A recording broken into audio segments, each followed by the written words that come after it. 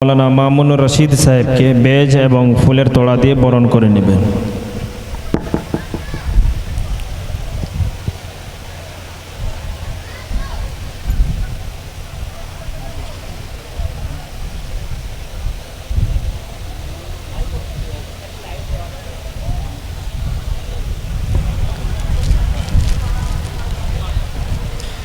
যে ভাই এলইডির দায়িত্বে আছেন, লেডিসের দিক থেকে অনেক সাউন্ড আসছে, সম্ভবত এলইডি বন্ধ হয়ে গেছে, ওটাও দেখে নিন।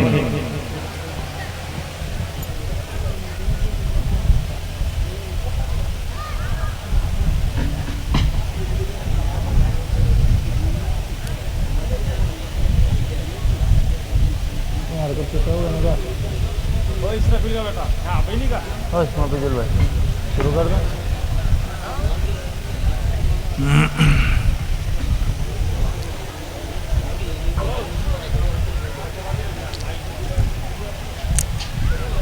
الحمد لله نحمده ونستعينه ونستغفره ونؤمن به ونتوكل عليه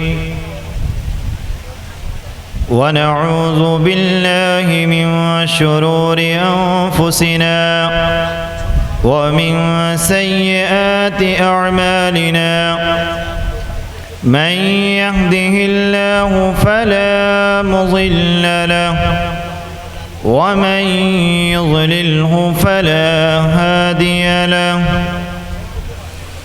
ونشهد أن لا إله إلا الله وحده لا شريك له ونشهد أن سيدنا ومولانا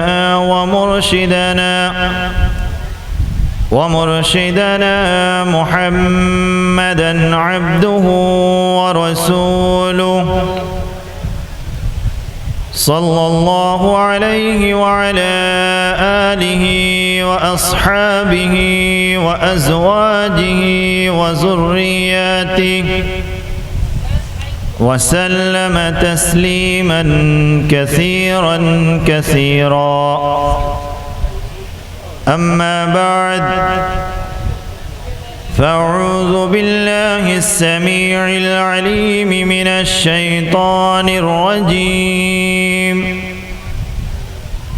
بسم الله الرحمن الرحيم إن المنافقين يخادعون الله وهو خادعهم وإذا قاموا إلى الصلاة قاموا كسالى يراءون الناس ولا يذكرون الله إلا قليلا صدق الله العظيم وصدق رسوله النبي الكريم ونحن على ذلك لمن الشاهدين والشاكرين والحمد لله رب العالمين. درود شریف اللذب. اللهم صل على محمد وعلى آل محمد كما صليت على إبراهيم وعلى آل إبراهيم إنك حميد مجيد.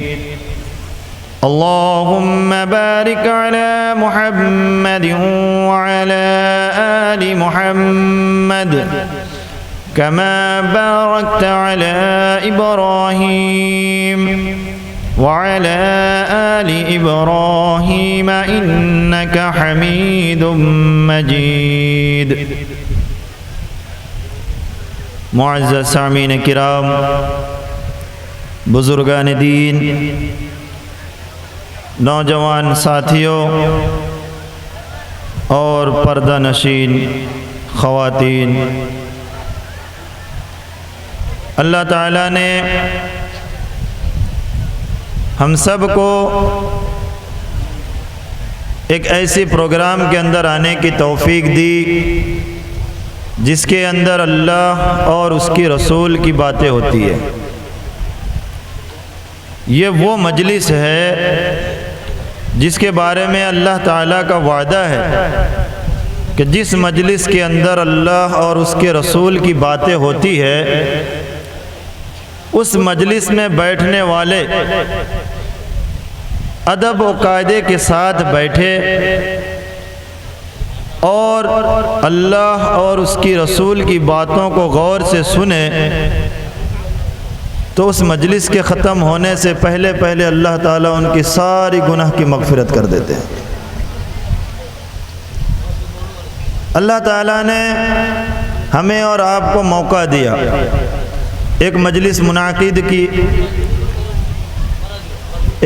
منعقد کرنے کی توفیق دی اور ہم سب کو اس میں اکٹھے جمع کیے تاکہ ہم سب مجلس کے ادب، مجلس کی رعایت کرتے ہوئے با ادب ہو کر بیٹھ کر دین کی باتیں سنیں تاکہ اللہ ہماری ساری گناہ کو معاف کر دے۔ اللہ چاہتا ہے، بارہا چاہتا ہے کہ بندہ میرے پاس کسی بھی صورت میں، کسی بھی طریقے سے، بھولے سے ہی صحیح، ہمارے سامنے غلطی سے ہی صحیح، اگر مجھ سے معافی مانگ لے تو میں اس کو معاف کرنے کے لیے تیار ہوں۔ اللہ معاف کرنے کے لیے ہمیشہ تیار ہے۔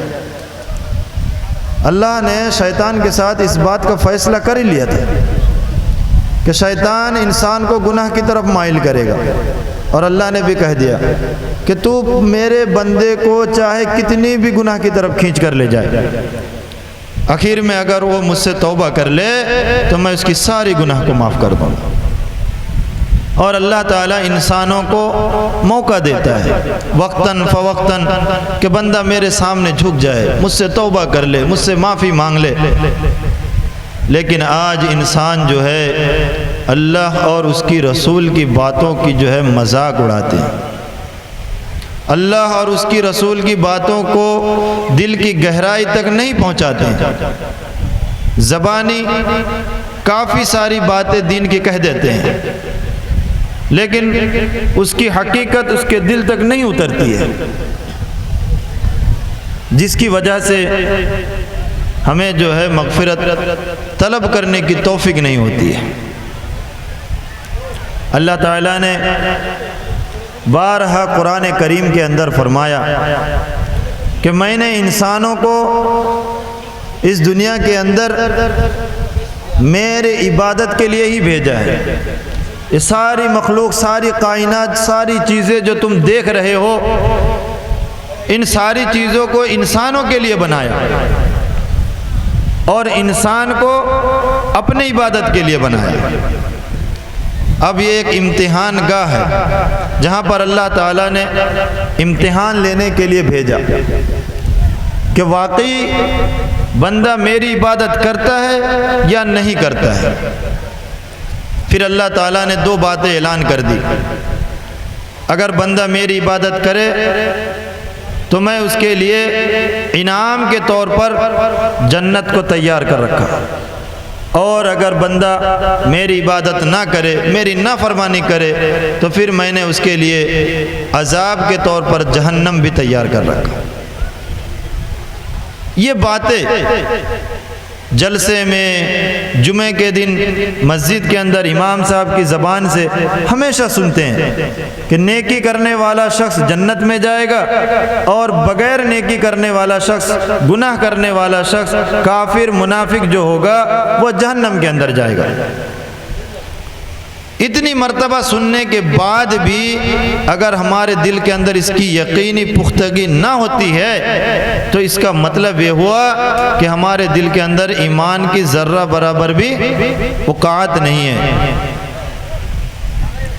جب ہمارے دل کے اندر اچھی بات پیوست نہیں کر سکتی ہے تو ہمارا دل بالکل جو ہے سیاہ ہو چکا ہے، اور اللہ نے اس کو مہر لگا کر بالکل لاک کر دیا کہ اب اس کے دل کے اندر اچھی باتیں داخل ہو ہی نہیں سکتی ہے۔ اس کے بعد اللہ تعالیٰ نے نبی کو حکم دیا، یا ایھا النبی جاہد الکفار والمنافقین واغلظ علیہم، اے نبی تم کافروں سے اور منافقوں سے جہاد کرو، لڑو اور اس کے ساتھ جو ہے بڑھ کر پیش آؤ۔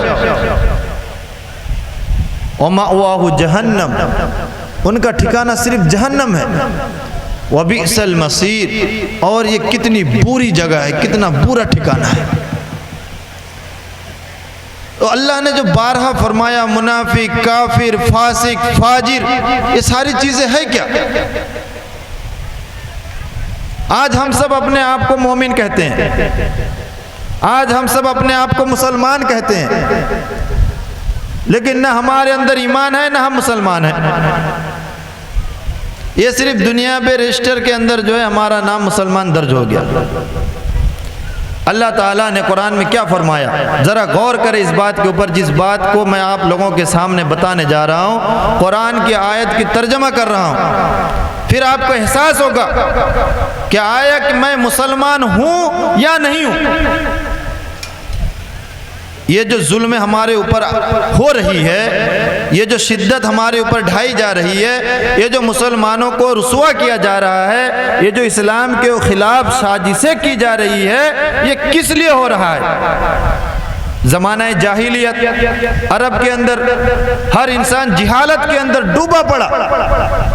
ایسے وقت میں اللہ کے نبی صلی اللہ علیہ وسلم کو اللہ نے دنیا میں بھیجا، پھر انہوں نے اسلام کی تعلیم دی، صحاباؤں کو اسلام کے بارے میں سمجھایا کہ مسلمان ہونا کیا ہوتا ہے، اسلام میں کیا فائدہ ہے، اسلام کا طریقہ کیا ہے، کس چیز کے اوپر چلنے والے کو مسلمان کہا جاتا ہے، کس مسلمان کے اوپر اللہ تعالیٰ نے، کس ایمان والوں کے اوپر اللہ تعالیٰ نے جنت کا وعدہ کیا۔ ان ساری چیزوں کی تعلیم اللہ کے نبی صلی اللہ علیہ وسلم نے قرآن پڑھ کر یا اپنی زبان سے احادیث بیان کر کر سکھائی۔ تو پھر اس وقت جہالت کے وقت میں جو انسان اسلام کو قبول کیے، اسلام کے ماننے والے ہوئے، اس کے دل کے اندر ایمان یوں پیدا ہوا، اس کے دل کے اندر ایمان یوں پیوست ہوا کہ اس کا دل اتنا نور ہو گیا کہ پورے دنیا کے اندر اللہ تعالیٰ نے مسلمانوں کی حکومت قائم کر دی۔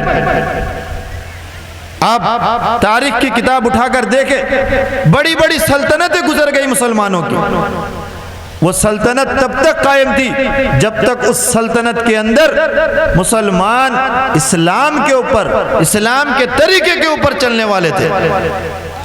جب کسی سلطنت کے اندر مسلمانوں کے اندر بے حیائی، بےہودگی، خباثت، غلاظت ساری چیزیں آ گئی تو اللہ تعالیٰ نے ایسی سلطنت کو اٹھا کر پھینک دیا اور اس کی جگہ پر کافروں کو سلطنت دے دی۔ آج بھی وہی دور ہے، آج ہم مسلمان ہیں لیکن ہمارا ایمان اتنا طاقتور نہیں، حقیقت میں مومن نہ بن سکے، جس کے بنا پر آج ہمارے ہاتھوں سے حکومت نکل گئی۔ آج ہمارے اوپر ظالم بادشاہ کو مسلط کر دیا گیا جو ہمارے اوپر حکومت کر رہا ہے، ہمارے اوپر سازش کر رہا ہے، ہمارے اوپر ظلم کر رہا ہے، اسلام کے خلاف سازش کر رہا ہے، اور ہم گھر بیٹھے اس کو سن رہے ہیں، دیکھ رہے ہیں۔ ہماری طاقت نہیں ہے کچھ کرنے کی۔ یہ طاقت نہ ہونے کی ایک ہی وجہ ہے کہ ہمارے دل کے اندر ایمان نہیں ہے۔ وہ آپ چاہے سننے والے ہوں چاہے میں کہنے والا ہوں، دونوں برابر ہیں۔ اللہ تعالیٰ نے قرآن کریم کے اندر فرمایا ان المنافقین یخادعون اللہ، کہ منافق لوگ سازشیں کرتے ہیں، وَهُوَ خَادِعُهُمْ، اللہ بھی ان کے لیے سازشیں کرتا ہے۔ آگے اللہ نے فرمایا وَإِذَا قَامُوا إِلَى الصَّلَاةِ قَامُوا كُسَالَى، غور سے سننا میری بات کو، اللہ قرآن میں فرما رہا ہے منافق کے بارے میں وَإِذَا قَامُوا إِلَى الصَّلَاةِ قَامُوا كُسَالَى، کہ جب وہ نماز کے اندر کھڑے ہوتے ہیں تو سستی کے ساتھ کھڑے ہوتے ہیں، کاہلی کے ساتھ کھڑے ہوتے ہیں، دل نہیں لگتا نماز پڑھنے میں، ایسا لگ رہا ہے کوئی زبردستی اس سے نماز پڑھا رہا ہے۔ युराउन अन्नास, वो नमाज लोगों को दिखाने के लिए पढ़ रहा है कि अगर मैं नमाज पढ़ने के लिए ना जाऊं तो लोग क्या कहेंगे। 2 दिन नमाज पढ़े, बार बार मौलवी साहब आ रहे हैं, बार बार जो है दावत देने वाले लोग आ रहे हैं कि नमाज पढ़ो नमाज पढ़ो, अगर मैं बार बार बोलने के बावजूद ना जाऊं तो लोग क्या कहेंगे, घर वाले क्या कहेंगे। इन सारी लोगों को दिखाने के लिए युराउन अन्नास, अल्लाह कुरान में फरमा रहे हैं वल्लाहु आलम, अल्लाह हर चीज जानता है कि कौन नमाज दिखाने के लिए पढ़ रहा है और कौन अल्लाह को राजी करने के लिए पढ़ रहा है। तो अल्लाह ने फरमाया जो मुनाफिक लोग होते हैं नमाज में यूं खड़े होते हैं, काहिली सुस्ती, इधर उधर कमर मटक रहा है, सर हिल रहा है, नमाज में जी नहीं लग रहा, दिखा रहे हैं लोगों को कि बस हम भी सब में खड़े, हम भी नमाजी हैं। और ऐसे लोगों को अल्लाह ने क्या फरमाया, मुनाफिक लोगों की हालत है ये। वला यज़कुरून अल्लाह, और वो उस नमाज के अंदर अल्लाह का जिक्र नहीं करते हैं, वो तो दिमाग के अंदर बिजनेस, कारोबार, या फिर मुसलमानों को काफिरों के सामने कैसे रुसवा करना है, इन सारी चीज़ों के बारे में उसके दिमाग के अंदर प्लानिंग चलता है, या फिर दुकानों की हिसाब किताब चलती रहती है। यानी नमाज में उसका ध्यान नहीं रहता बिल्कुल। वला यज़कुरून अल्लाह, अल्लाह का जिक्र नहीं करता, इल्ला कलीला, मगर थोड़ा।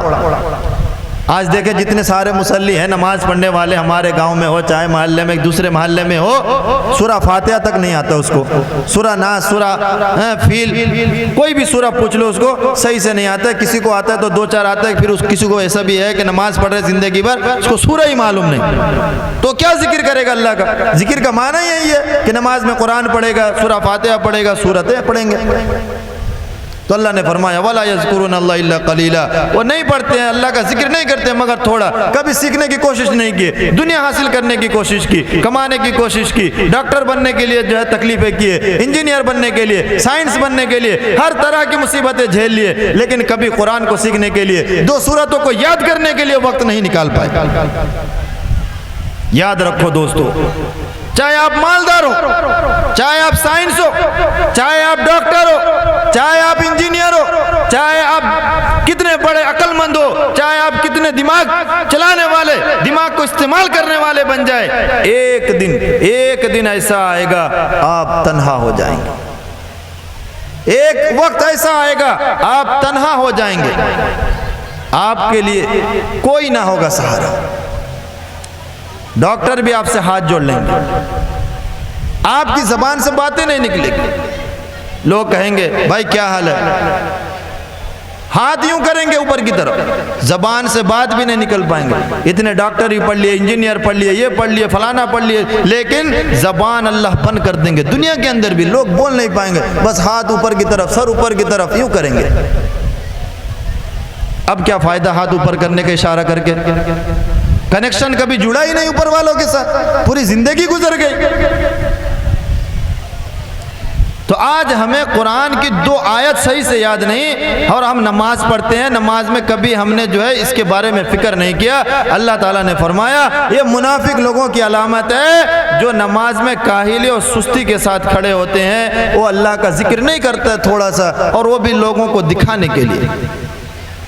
मुज़ब्ज़बीना बैना ज़ालिक, हाँ मुज़ब्ज़बीना बैना ज़ालिक, ये कशमकश के अंदर है, यानी पुख्ता यकीन नहीं है कि किधर होना है, डगमगा रहा है। ला इलाहा उला वला इलाहा उला, न पूरा मोमिन हो रहा है, न मोमिन से जो है तर्क हो रहा है, दोनों तरफ डगमगा रहा है।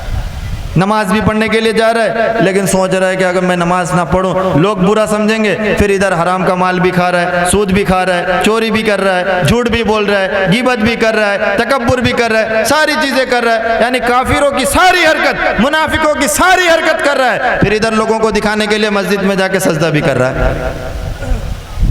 ऐसे नमाजी कहाँ से मोमिन बनेंगे?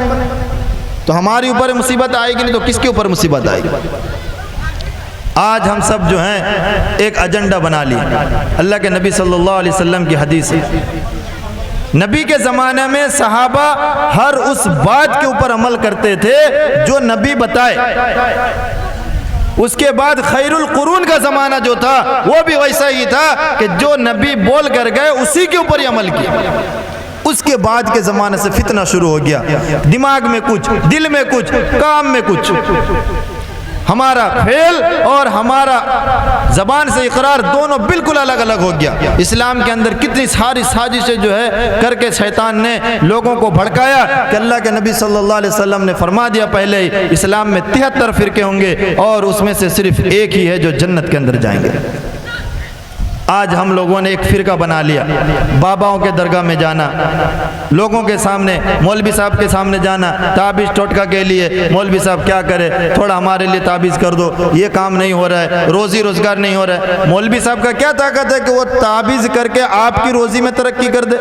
اگر مولوی صاحب کے ہاتھ میں اتنی طاقت ہوتی تو مولوی صاحب پہلے اپنا جیب نہ بھر لیتے، پہلے خود امیر آدمی نہ بن جاتے۔ ہماری عقل کو دیکھو کیا ہو گیا، ہم مولوی صاحب کے پاس جا رہے ہیں تعبیز کر دو تاکہ ہمارے جو ہے مال و دولت کے اندر برکت ہو جائے۔ اگر مولوی صاحب کی تعبیز میں اتنی برکت ہوتی تو مولوی صاحب پہلے اپنا نہ برکت پورا کر لیتا۔ تو ہم نے نماز کو چھوڑ دیا، شریعت کے احکام کو چھوڑ دیے اور دوسری چیزوں کو ہم نے پکڑ لیا جو ہمارے لیے بالکل جو ہے جہالت ہے۔ اور اللہ کے نبی صلی اللہ علیہ وسلم نے فرمایا ہر گمراہی، ہر جہالت آگ ہے، جہنم ہے۔ کل محدثۃ بدعہ وکل بدعۃ ضلالہ وکل ضلالۃ فی النار۔ شریعت کے اندر نئی چیزوں کو داخل کرنا بدعت ہے، ہر بدعت گمراہی ہے اور ہر گمراہی جہنم تک لے جاتی ہے۔ ہم نے نبی کے زمانے کی طرف دیکھا آنکھ اٹھا کر، نہ کوئی پیر کا مزار، نہ پیر کے دربار میں جا کے سجدہ کرنا، نہ کسی تعبیز اور ٹٹکے کے بارے میں ہے۔ اللہ کے نبی صلی اللہ علیہ وسلم نے تو حدیث میں صاف فرما دیا من تعلق تمیمۃ فقد شرک، جس نے تعبیز لٹکائی اس نے شرک کیا۔ اور اللہ نے دوسری جگہ فرما دیا ان الشرک لظلم عظیم، شرک سب سے بڑا گناہ ہے، اس سے بڑھ کر کوئی گناہ ہی نہیں۔ اور اللہ نے دوسری اور جگہ فرمایا کہ میں سارے گناہ کو معاف کر دوں گا مگر شرک کے گناہ کو میں کبھی معاف نہیں کروں۔ یعنی ہمارا جو یقین وہ اللہ کے علاوہ کسی اور کے ساتھ ہو جانا یہی شرک ہے۔ آج ہمارا سارا یقین جو ہے وہ دنیاوی معاملات کے اوپر ہے، کاروبار کے اوپر ہے، گھر کے اوپر ہے، تجارت کے اوپر ہے، ڈاکٹر کے اوپر ہے، دوائی کے اوپر ہے، اللہ کی ذات کے اوپر بالکل بھی نہیں ہے۔ تو کیا ہم مسلمان ہیں؟ یہ غلط فہمی ہمارے دل کے اندر پیدا کر دیے لوگوں نے کہ بابا کے درگاہ میں جاؤ یا کسی کے ساتھ اس طریقے سے اٹھو بیٹھو یا کسی کی مدد کر دو پھر تم جنت کے اندر چلے جاؤ گے۔ نماز پڑھنے کی ضرورت نہیں، روزہ رکھنے کی ضرورت نہیں۔ اللہ تعالیٰ نے قرآن کے اندر مثال دے کر فرمایا ضرب اللہ مثلا للذین کفروا امرأۃ نوح وامرأۃ لوط۔ نوح علیہ السلام کی بیوی، لوط علیہ السلام کی بیوی، دونوں نے کفر کیا، اللہ کا انکار کیا۔ کانتا تحت عبدین من عبادنا صالحین، کہ وہ دونوں میرے خاص بندوں میں سے ایسے دو بندے کے نکاح کے اندر تھی کہ جو نوح اور لوط علیہ السلام تھے۔ فخانتاہما، پس ان دونوں نے خیانت کی، نبی کو نہیں مانا، نبی اللہ کو اللہ نہ مانا۔ تو اللہ نے کیا فرمایا گیا فَلَمْ يُغْنِ عَنْهُمَا مِنَ اللَّهِ شَيْئًا، تو یہ دونوں بڑے بڑے نبی بھی اپنے بیوی کے کچھ کام نہ آ سکے اللہ کے سامنے۔ وَقِيلَ ادْخُلَ النَّارَ مَعَ الدَّاخِلِينَ، اور کہا گیا ادخل النار مع الداخلین، جہنم میں داخل ہو جاؤ داخل ہونے والے کے ساتھ۔ یعنی نبی کی بیوی اگر وہ نبی کو نہ مانے، اللہ کا انکار کر دے تو نبی بھی اس کو نہیں بچا سکتا، تو ہمیں اور آپ کو کیسے کوئی بچا سکتا ہے؟ ہم صرف اپنے آپ کو بچا سکتے ہیں، کوئی ہمیں نہیں بچا سکتا۔ وہ الگ بات ہے کہ حشر کے میدان میں اللہ تعالیٰ کسی خاص بندے کو اختیار دیں گے کہ کسی جہنمی کو جو ہے جنت میں لے جانے کی، وہ کون ہوگا پتہ نہیں، کس کی قسمت میں ہوگا پتہ نہیں، لیکن یہ کوئی قاعدہ کلیہ تو ہے نہیں کہ ہر انسان کو جو ہے جنت کے اندر بلا لیں گے۔ آگے اللہ تعالیٰ نے فرمایا کہ تم اگر نیک کام کرو تو پھر تمہارے لیے کوئی ڈر نہیں۔ وَضَرَبَ اللَّهُ مَثَلًا لِلَّذِينَ آمَنُوا امْرَأَتَ فِرْعَوْنَ، اور تم دیکھو میں مثال بیان کر رہا ہوں فرعون کی بیوی کے بارے میں۔ اِذْ قَالَتْ رَبِّ ابْنِ لِي عِنْدَكَ بَيْتًا فِي الْجَنَّةِ، جب اس نے کہا کس نے؟ فرعون کی بیوی نے جب کہی کہ اے میرے پروردگار رب ابن لی عندک بیتن فی الجنہ، کہ جنت میں اپنے پاس میرے لیے گھر بنا، وَنَجِّنِي مِن فِرْعَوْنَ وَعَمَلِهِ، اور مجھے فرعون اور اس کے بد فعلوں سے حفاظت فرما، وَنَجِّنِي مِنَ الْقَوْمِ الظَّالِمِينَ، اور مجھے ظالم قوموں سے حفاظت فرما۔ تو فرعون کی بیوی وہ ایمان لائی تو اللہ تعالیٰ نے اس کے مرتبے کو بلند کیا اور اس کو جنت میں جگہ نصیب فرمائی۔ تو محترم بزرگوں دوستو، کہنے کا اصل مقصد یہی ہے کہ اس دنیا کے اندر صرف کھیل کود تماشا، پیسہ کمانا، شادی کرنا، اولاد پیدا کرنا، دوسرے سے لڑنا جھگڑنا، گالی گلوز، غیبت، تکبر، بڑائی، دنیا کے اندر جو ہے مشغول ہو جانا، دوسرے کے مال کو ہڑپ کے لینا، ان ساری چیزوں کے لیے تو ہمیں نہیں بنایا۔ اللہ تعالیٰ کا ایک مقصد تھا جس مقصد سے ہم سب ہٹ چکے ہیں۔ آج ہماری نماز کے اندر دل کیوں نہیں لگتا؟ کیونکہ ہمارا دل بالکل گندا ہو چکا ہے، ہمارے دل کے اندر ایمان کا نور بالکل بھی نہیں ہے۔ اللہ تعالیٰ نے ہمارے لیے آج کا پروگرام اسلامی پروگرام میں بیٹھنے کی توفیق دی تاکہ دل کے اندر ایمان کا جذبہ پیدا ہو، تاکہ دل کے اندر اللہ اور اس کے رسول کی بات کو سن کر اپنے دل کو بدلنے کی کوشش کرے۔ اللہ تعالیٰ نے فرمایا جب تک انسان اپنے آپ کو بدلنے کی کوشش نہیں کرتا ہے، اللہ اس کے حق میں بدلنے کا فیصلہ بھی نہیں کرتے ہیں۔ پہلے خود نیت تو کرو بدلنے کا، انما الاعمال بالنیات، بخاری شریف کی پہلی حدیث ہے۔ سب سے پہلی چیز جو انسان کے لیے ہے وہ ہے نیت۔ ہر کام کے اندر نیت صحیح ہونا چاہیے، نیت صاف، نیت صحیح تو تمہارا اعمال بھی صحیح ہو جائے گا۔ مثال کے طور پر انسان مکان بناتا ہے، مکان کے اندر کھڑکیاں ہوتی ہے کہ نہیں ہوتی ہے؟ وہ کھڑکیاں انسان مکان میں کیوں بناتا ہے؟ تاکہ اس کھڑکی کے ذریعے سے گھر کے اندر روشنی آئے گی، ہوائیں آئے گی، اس نیت سے بناتا ہے۔ اگر انسان تھوڑی سی نیت کی تبدیلی کر لے یہاں پر، اس کا مکان کے اندر کھڑکیاں بنانا بھی جو ہے ثواب کا کام ہو جائے۔ وہ نیت میں اتنا فرق کر لے کہ میں گھر کے اندر کھڑکی اس لیے بنا رہا ہوں تاکہ مسجد کی مؤذن کی اذان کی آواز میرے گھر تک، میرے کان تک پہنچ جائے، اس لیے میں گھر میں کھڑکیاں بنا رہا ہوں۔ تو اس کے کھڑکی بنانے سے روشنی بھی آئے گی اور اس کے ساتھ جو ہے ہوائیں بھی آئے گی، اور اس کا کھڑکی بنانا بھی جو ہے ثواب کا باعث بنے گا۔ ہم سب کھانا کھاتے ہیں، کھانا کیوں کھاتے ہیں؟ پیٹ بھرنے کے لیے، طاقت ہونے کے لیے، بدن کے اندر طاقت پیدا ہو جائے۔ اس کے اندر ذرا سا نیت کی تبدیلی کر لے کہ میں کھانا اس لیے کھا رہا ہوں تاکہ بدن صحیح رہے اور میں اللہ کی عبادت صحیح سے کر سکوں، تو بدن بھی صحیح رہے گا، طاقت بھی آئے گی، کھانا فائدہ مند بھی ہوگا اور وہ کھانا ثواب کا کام بنے گا۔ ہر عمل کے اندر، ہر چیز کے اندر نیت کا فرق ہوتا ہے۔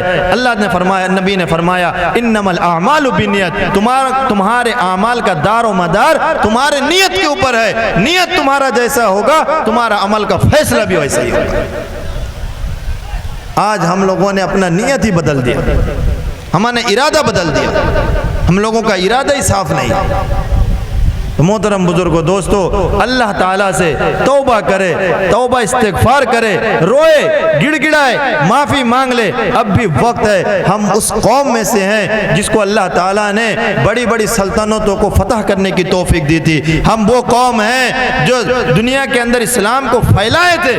ہم وہ قوم ہیں جس کو اللہ کے نبی صلی اللہ علیہ وسلم کے ذریعے سے اللہ تعالیٰ نے قرآن کے ذریعے سے بتایا کہ تم خیر امہ ہو، تم اس امت کے اندر بہترین امت ہو، اور اس کا لقب صرف اس بات کی وجہ سے دی گئی تھی کہ امر بالمعروف اور نہی عن المنکر کرو۔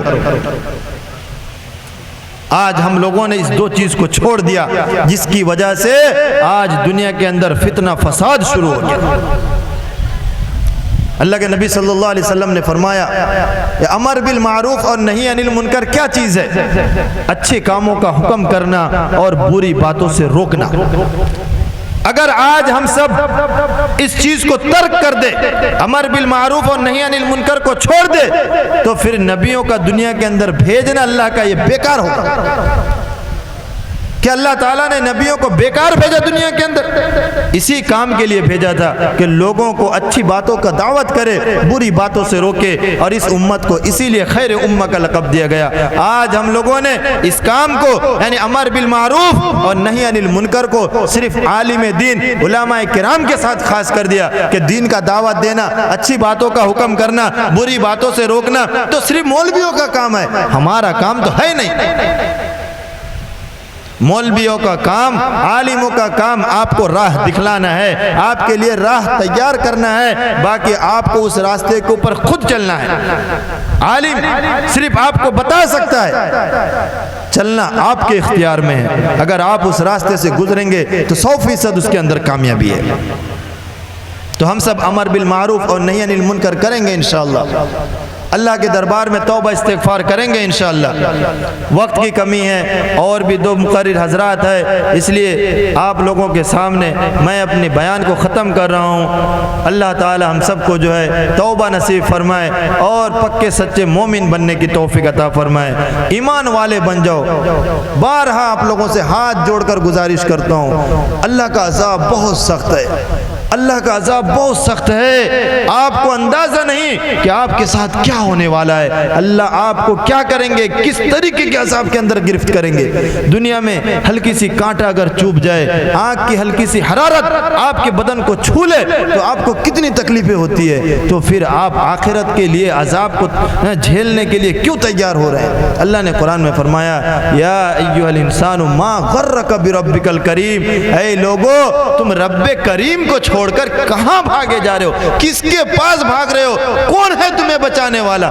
رب کریم کے علاوہ کوئی تمہیں بچانے والا نہیں۔ دنیا کے پیچھے نہ بھاگو، یہ مال و دولت جو تم کما رہے ہو یہ تمہارے حصے بالکل بھی نہیں آئے گا، یہ بیکار ہے، بے جا ہے، یہ تمہارے لیے ہے ہی نہیں۔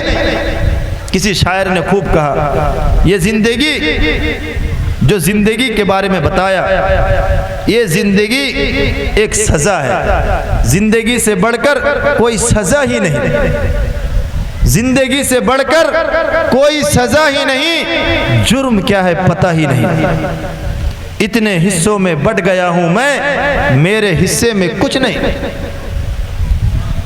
اے زندگی موت ہے تیری منزل، اے زندگی موت ہے تیری منزل، دوسرا کوئی راستہ ہی نہیں، یعنی موت کے علاوہ کوئی اور راستہ ہے ہی نہیں۔ جب ہمیں موت ہی ہمارا آخری منزل ہے، اس کے بعد حساب دینا ہے، تو پھر دنیا کو کیوں جمع کر رہے ہیں؟ آخرت کا تیاری کرے، آخرت کو جمع کریں گے انشاءاللہ۔ اللہ تعالی ہم سب کو مومن بننے کی توفیق عطا فرمائے۔ آج ایک بات کی خلاصہ آپ لوگوں کے سامنے کر دوں کہ میں نے ابھی بیان میں فرمایا، نماز پڑھنے والے شخص جو کاہلی اور سستی کے ساتھ نماز پڑھتے ہیں، اس کو اللہ نے قرآن کے اندر منافق کا لقب دیا۔ تو سوچو، جو انسان نماز سرے سے پڑھتا ہی نہ، جو اللہ اور اس کی رسول کی نام اپنی زبان پہ پورے دن کے اندر لے نہ آتا، وہ مومن ہے، منافق ہے، کافر ہے، فاسق ہے، فاجر ہے، یہود ہے، نصارہ ہے، کیا ہے وہ؟ اللہ کے سامنے اس کا کیا نام ہے؟ مومن کے کھاتے میں تو آتا نہیں۔ نماز چھوڑنے والا کبھی بھی مومن نہیں ہو سکتا۔ یہ میری نہیں، یہ کوئی جماعت کی بات نہیں، کوئی فرقے کی بات نہیں، نبی کی بات ہے، اللہ کی بات ہے۔ نماز چھوڑنے والا مومن نہیں ہے، مسلمان نہیں ہے۔ تو ہم سب کوشش کریں گے نماز پڑھنے کی انشاءاللہ۔ اللہ تعالی ہم سب کو کہنے سننے سے زیادہ عمل کرنے کی توفیق عطا فرمائے۔ وآخر دعوانا الحمدللہ رب العالمین۔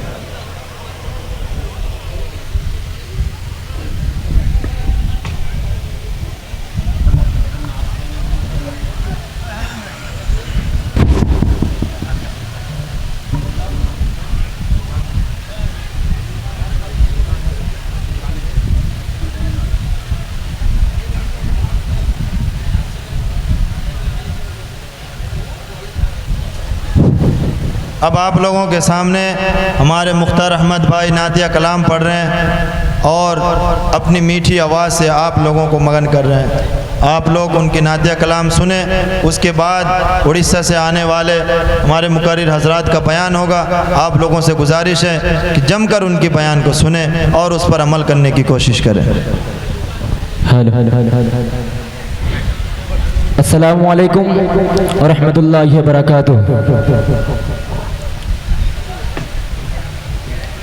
محترم حضرات، بغیر تاج و تحمید کے میں اپنے 4 منٹ سے بات کو شروع کرتا ہوں، بطور خاص ملاحظہ فرما لیں۔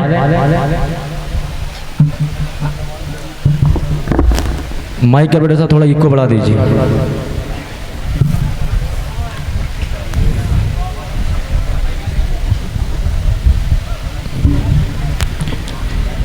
مائک آپریٹر تھوڑا ایکو بڑھا دیجیے۔